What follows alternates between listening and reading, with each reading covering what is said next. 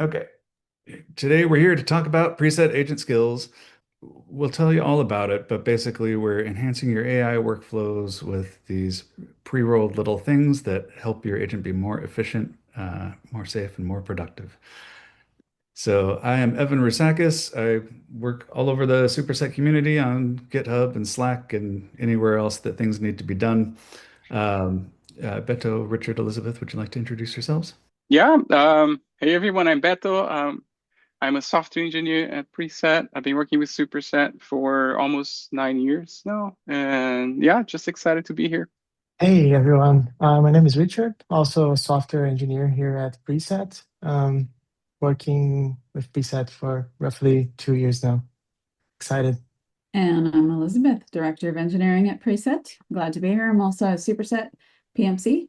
Been with Preset for almost 6 years. Well, thanks for joining us and being the experts on all this stuff. All right, Beto, take it away. Tell us all about skills. What are these things for? What do they do? Yeah, I'm gonna do a quick intro here. This might be not new for some of you, but I'll do a quick intro about skills, why they matter, how do they, why we are doing them, and then after that, I'll hand it off to Richard so he can do a deep dive, talk about which skills we have implemented, how they work, and do a demo. Yeah, so what are skills? If you're not familiar, when I started using Claude Code, I use it to write a lot of Python code. And I'm very picky about my Python code. So every time Claude would write code, I would say, hey, you need to use type annotations. You need to reuse functions. You need to use strict types here.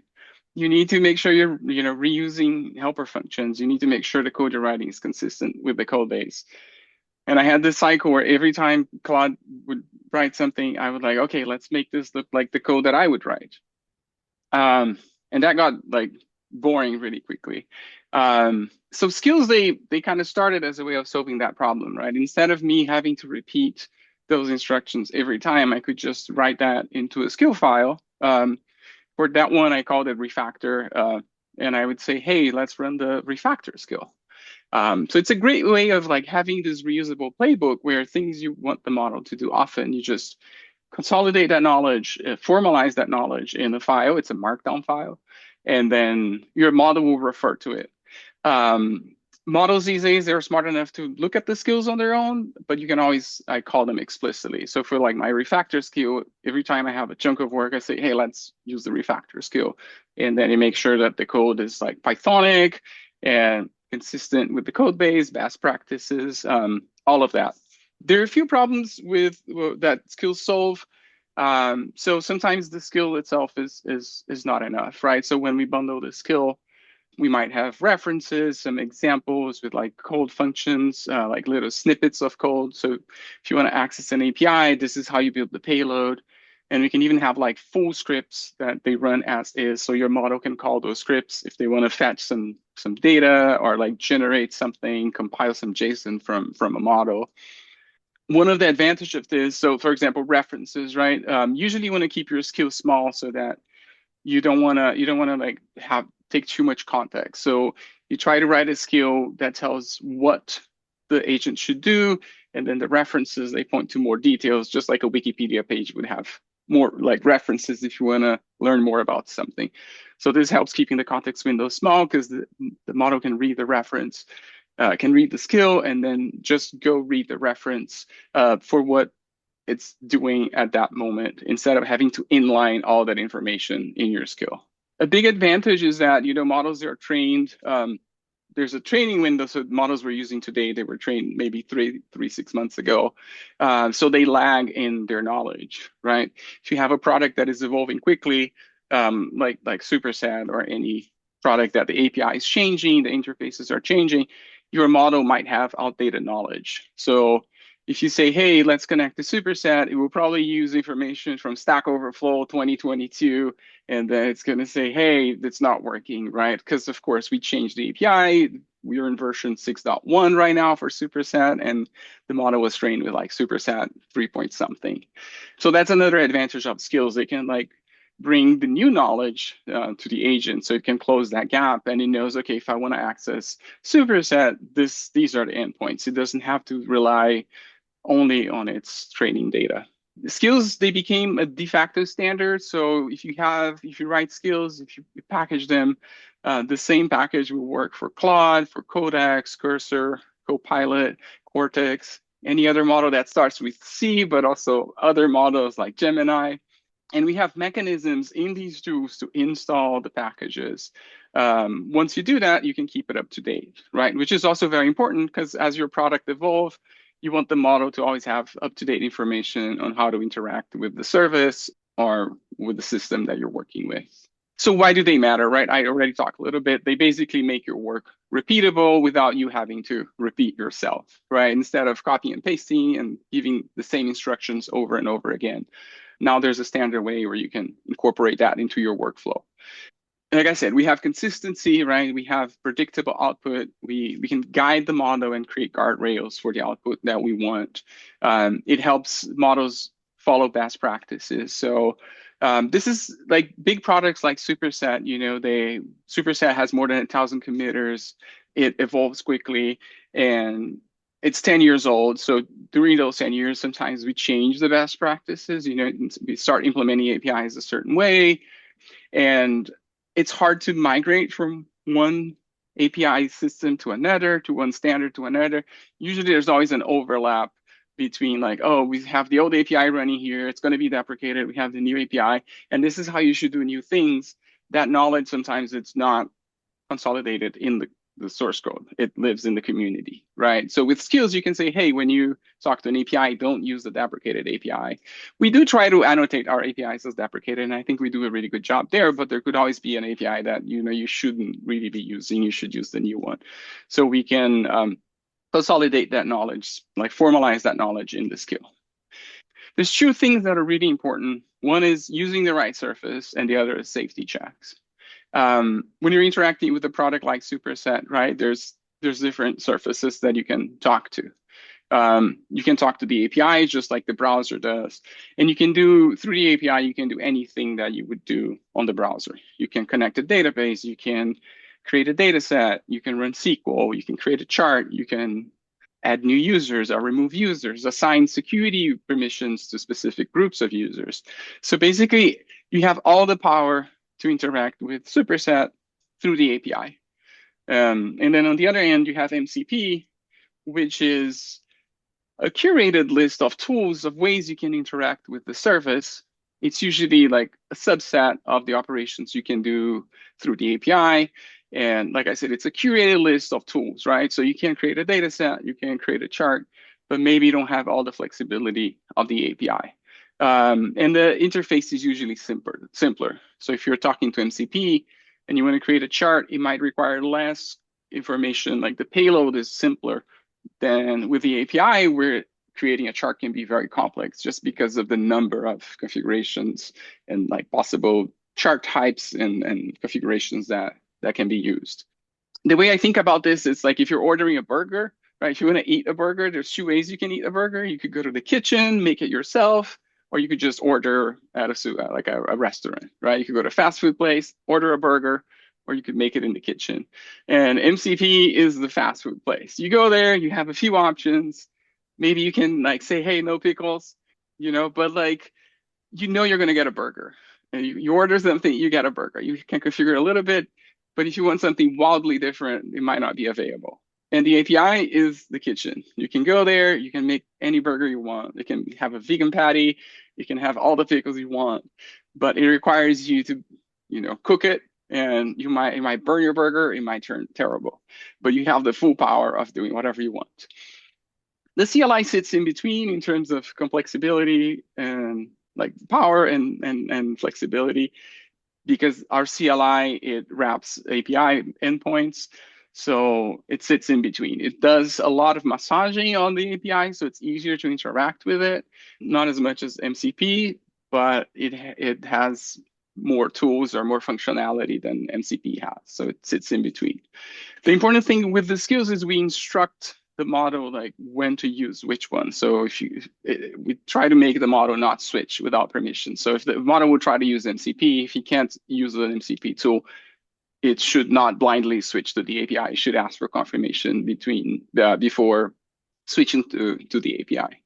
And this goes to my next step, my next item, which is safety checks.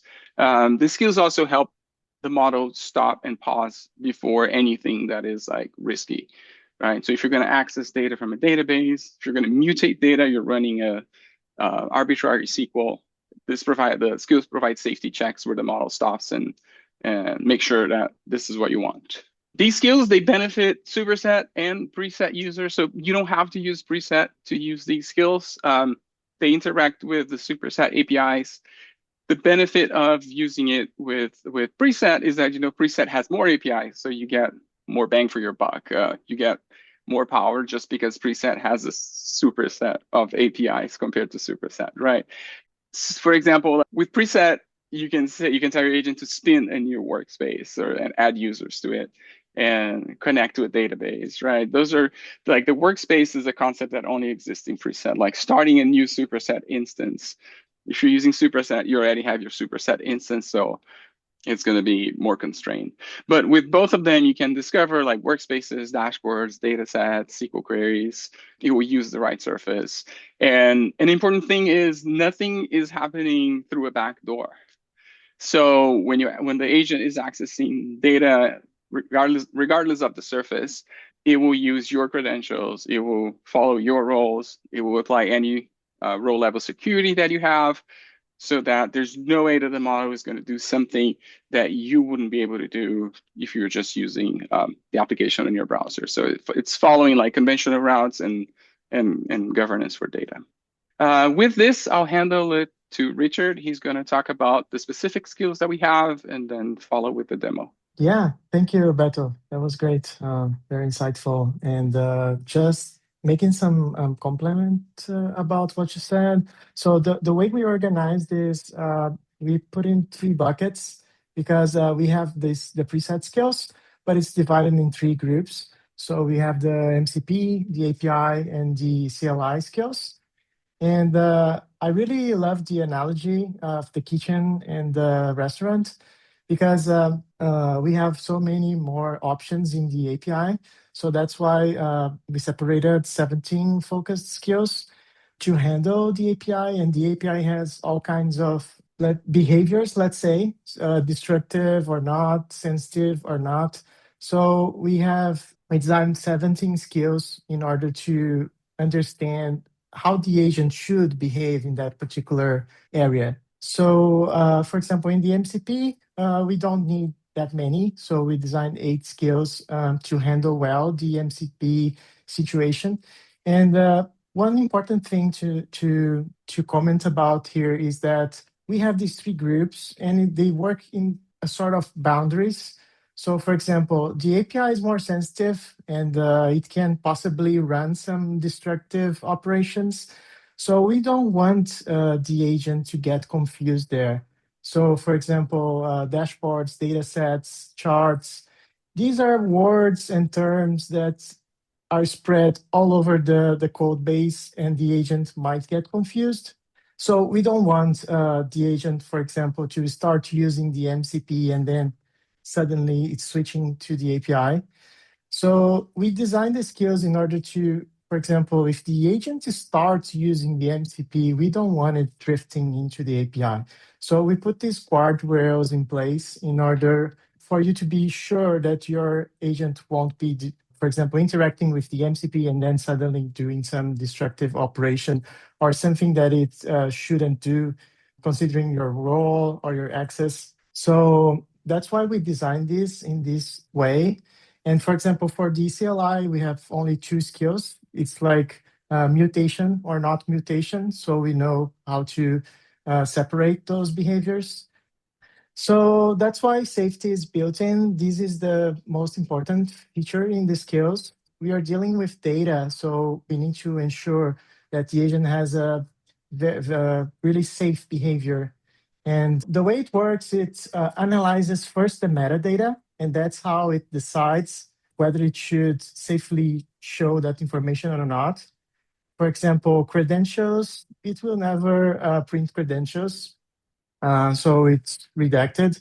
So it's any kind of logs, prompts, screenshots, the agent will know how to handle those. Also, it knows about the workspace and your role. So it knows which data it can show or not. And as I mentioned before any kind of SQL mutations, exports, LLS, it confirms with you. So it doesn't mean that the agent won't do this kind of operations, but the intention of the agent is to confirm with you before it does any kind of operation that it wants to double check and be safe in the first place. When we were designing these skills, we were like, okay, so how do we do it, right? We want to be useful, but how can we measure? How can we track that we are doing what we are supposed to do? So we built these evals. For instance, like Beto mentioned earlier, we don't want a huge blob of skills because we want the skills to be focused. This way we can ensure that the agent is going to be safe in that particular boundary, not only the boundary of MCP and API and CLI, but also for that particular area inside that particular skill, that topic. So for each of those skills, we are tracking some, we're evaluating some metrics. So we built this scoring system. So for example, every time it stops and asks for your approval, we give him some points, for example. And same for whenever it doesn't, we make sure it doesn't drift into the, for example, from MCP to API. So we also put that in the evals. Actually, we reduce points if it does it. And we do that all over API, MCP, and CLI with skills on and skills off. So we track the scoring system. Also with prompts and agentic, what do I mean by that? We run a prompt and see how the scoring goes with skills and without skills. If the without skills is scoring higher, then we stop and we try to understand, okay, so why exactly? Why in which particular area the no skills is getting better? So we can tweak the prompt, we can review the prompt, sorry, not the prompt, the skills, and then we run again and see, okay, did it improve in that particular that particular area, the particular scoring card? So, and the agentic is letting the agent give you the result. When you start a prompt, you want to see something. For example, oh, you want to see a list of workspaces or a list of charts. So we let the agent run, and then we measure token, we measure speed, and we measure if it had the correct behavior as well. Yeah, so I put their biggest advantage in terms of gains because we have a lot of different measurements. But in this particular eval system, what stood out for me most was that whenever it needs to stop, it knows when to stop. So you gain time and save tokens there because it don't keep going and try to, the agent wants to be happy. So it keeps going and try to find some way around it. So you lose time and lose tokens. So that's the biggest gain. You have fewer steps and fewer tokens on tasks that the agent should have refused up front. So where to get them and install? The easiest place, in my opinion, is the preset-io agent skills GitHub. So we have a simple README where you can install them there. And actually, you can just ask your agent as well. So that might be the easiest way to do it. Your agent should know how to do it. But feel free to check also the GitHub. Also, in this GitHub installation, you can just install everything if you feel like, but you can also choose some particular skills that might be useful for you. So you just, these three groups that we talked about, they are plugins. So inside the plugins, we have several skills and you can pick the skills that would be useful for you. And we have for Claude Code, Codex, Cursor, Copilot, Cortex, and Gemini. So it doesn't matter where you run your agents, it will work because we designed the skills in a format they run everywhere. Yeah, so in this slide, Yeah. there is also, yeah. There's a QR code there if anyone wants to see the repo, and it's in the chat and will be on YouTube. Encourage you to check it out. But I just want to interject with a question for the team here. Since this is open source, it's out, it's on GitHub. Are we seeking or accepting contributions to this pile of skills? This is actually a repo that does not accept pull requests or issues. So, but we would love any sort of feedback, of course. So you can always reach out to anyone in the community and let us know if you have any feedback of some skills Cool. that you'd like to see. Yeah. Appreciate it. And we'll be giving a contact link at the end of the show here. So, and now a demo. Richard, do you want to tell us a little bit about what we're getting into here? Yeah, so let's first test the API skills. So we're going to ask it for listing the preset workspace, resolving the hostname, and planning the next dashboard call. So let me get the prompt and drop it here. Just like slides, list my preset workspaces, resolve the usage metrics, embed workspace hostname, and plan the next dashboard call. So let's see what happens. So it already listed here the API skills. This is what it loaded. It's getting the authentication conventions, authentication setup. As you can see, it's checking that the environment and variables are set, and it's not exposing any kind of credentials. Yeah, as you can see, not exposing anything, just the API base URL. Authentication, okay, token acquired. So it's switching the JWT for the authentication safely. And then if I use Control O, we can see everything that is listing. We have so many workspaces. Some are hibernated, some are ready, some are for testing. This is the one we are using.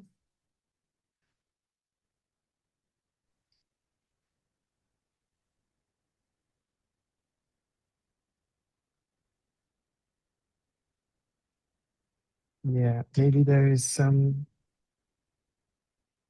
Yeah, let me retry. This is hiccup with Anthropic. So let's see.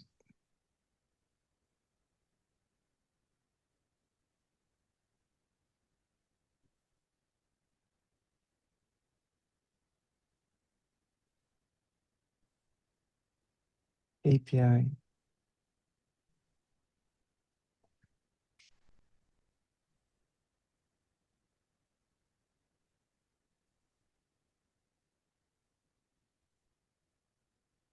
All right, succeeded.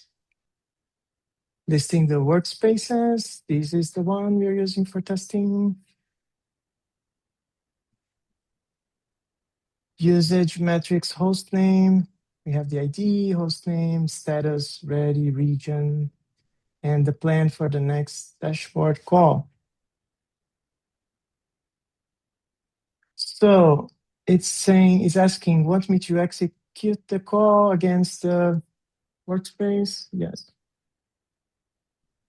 So as you can see, even in the curl request, it's not exposing the token.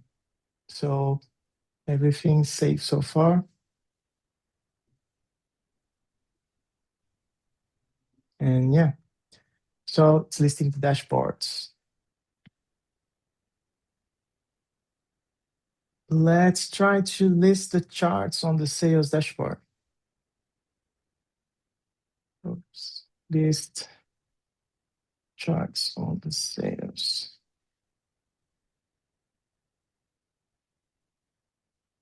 dashboard.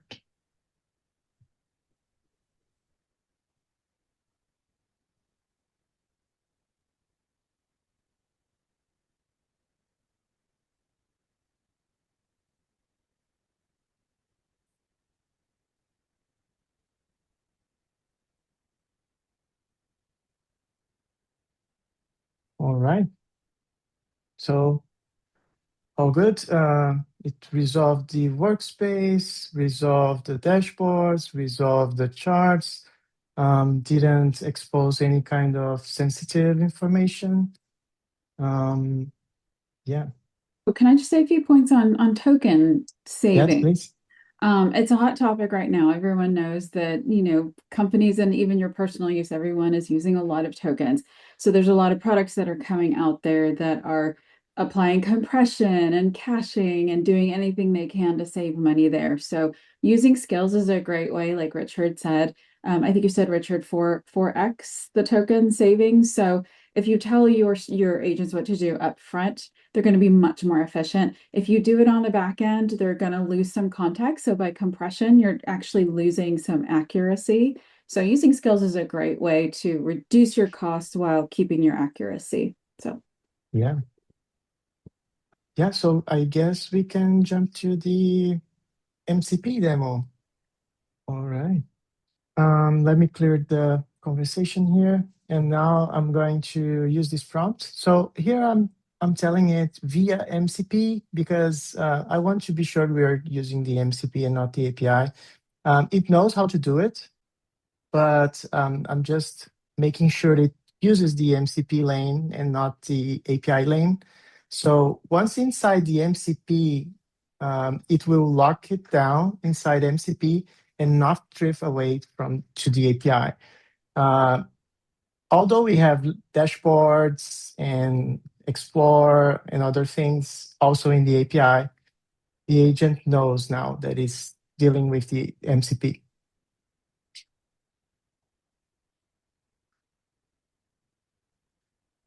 maybe while that's clearing, I will step in here. With regard to the difference between MCP and API, Preset and Superset are taking the organization of the two and the stance of the two, as an API is something that your systems are going to use. There's things that you want to have absolute control over to do destructive actions, whereas MCP is something that users are going to be using directly, either through a chatbot or through something like Claude Code. So we're intentionally building MCP to be more limited and more scoped down to things that users are going to need to do, and also give individuals the safety of knowing that they're not going to do something quite as destructive as you can do on an API. And then also to what Richard was saying about making sure that they don't drift. What you definitely don't want is to log into or to be using your MCP, get a token there, and then have your token get used, because Claude will figure out how to do what it needs to do to your API and wind up doing something destructive that you didn't intend. So again, this is another really great way to make sure that you're only doing what you absolutely want to do. So Yeah, thank you. Mhm. So here I use the prompt to list the dashboard, inspect one, and generate an explore link for a starter chart in the dataset without saving. So that's what we asked for the MCP, to the agent via MCP. So here it got the MCP server preset demo.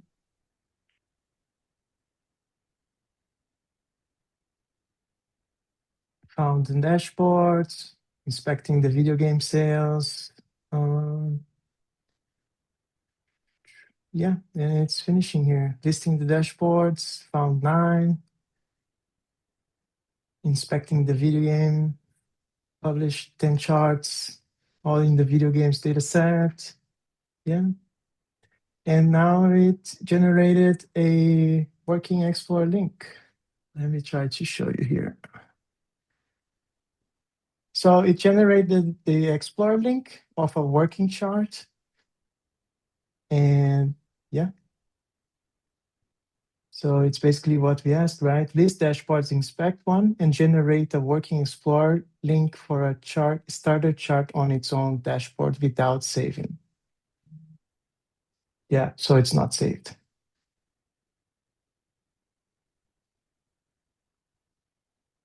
Yeah, we can try another one.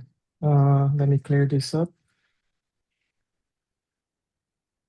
Yeah, unfortunately, I can't clean this up, but Yeah, I didn't get the right one.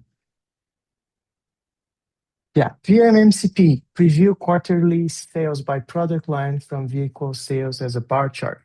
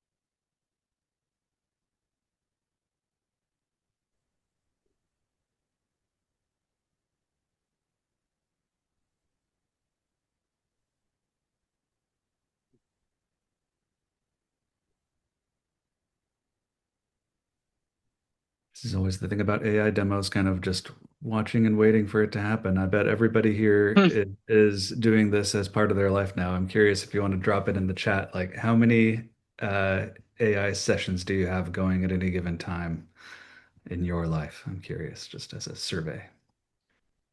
It's also hard because AI demos are not deterministic, you know. So Yeah. there's a bigger risk. Demos are already like tricky.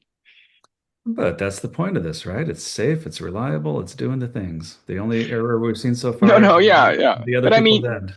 you know how demos are, you know. Yeah. They not always go as intended.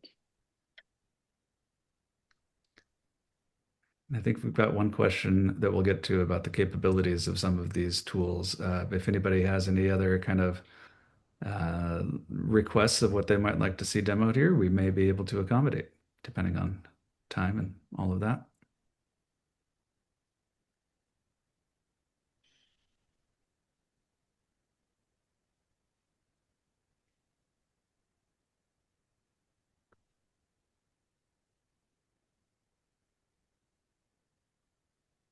All right.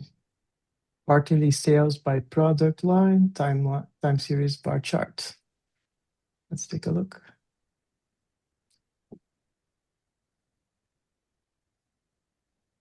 Oh, where is it? Okay, got it.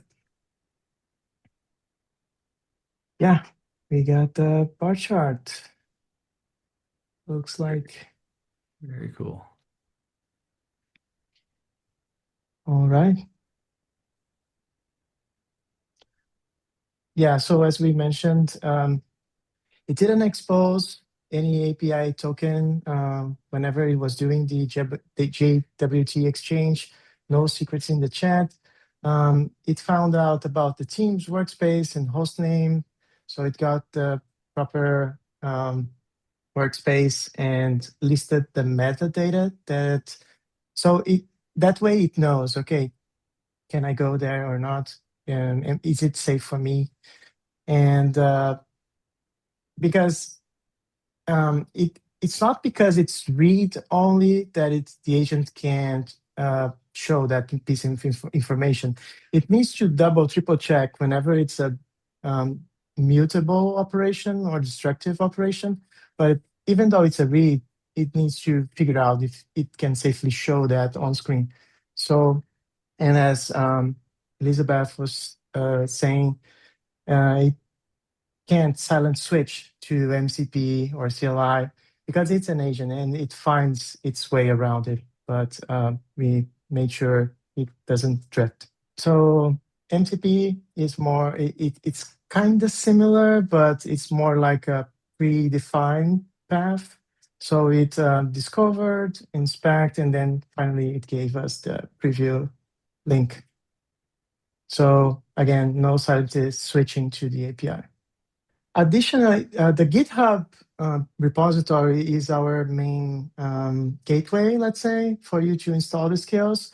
But we want also to give some options. So the dashboard, the preset-io/agent skills is the main gateway, as I said.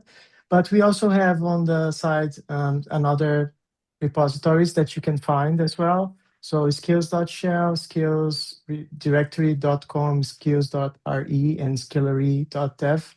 We also uploaded the skills for those ones as well. And we are constantly updating the skills. And also, for example, recently we also published a skill for Tableau conversions. So yeah, we'll be constantly working on those. And I'm also curious from the audience, whether it's in YouTube of the future or in the chat now, if you're using any of these other kind of skill repository sites. I know I use them to install skills for all sorts of different things day to day, but if you have any favorites, let us know and we'll publish, syndicate these skills wherever we can. Do we want to answer a question live? Oh, sure. As a business user and not a data engineer, will the Cursor MCP Skills MD capabilities help in building an end user dashboard or charts? It's a multi-part question, so I'll start there.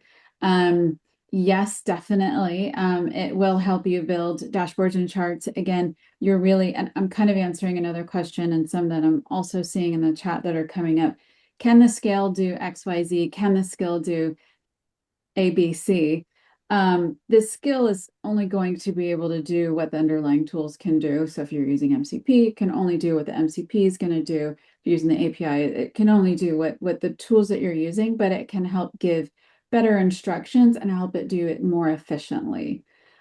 So with the preset MCP, yes, you can absolutely build an end user dashboard or charts. You can do it through Cursor.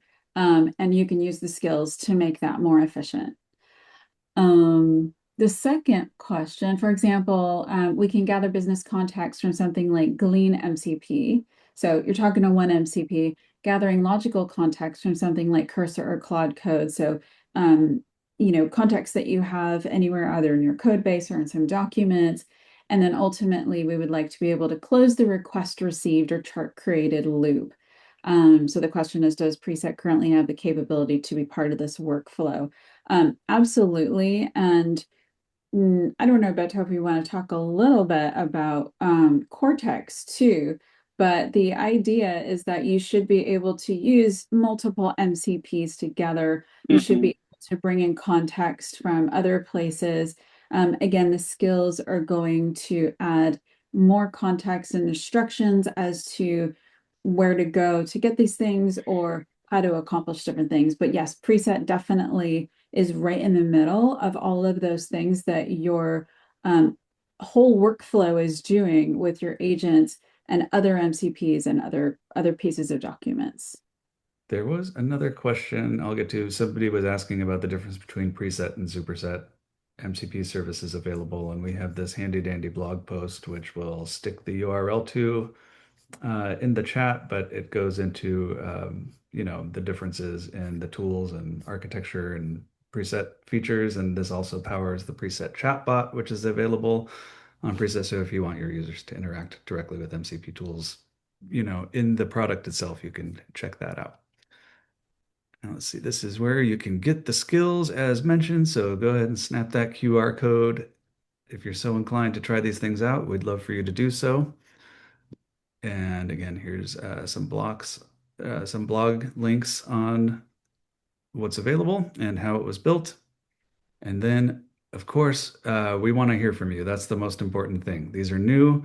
We hope they help. We hope they help you save money and save time and all the important things.